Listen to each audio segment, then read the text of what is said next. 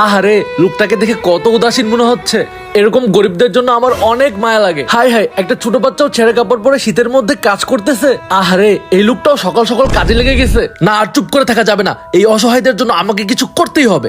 আমার তো কারিগরি টাকাতে আমি কি করব? আজকে আমার সব টাকাগুলো গরিবদের মাঝে বিলিয়ে দিব। প্রথমে অল্প টাকাতে সাহায্য করি, দেখি কি বলে। আল্লাহ গো, সকালে লোকটাকে দেখে গেলাম অসহায়, আর এখন দেখি একদম বড় লোকের মতো। কি ভাই? কি না মানে, আপনারে দান করলাম।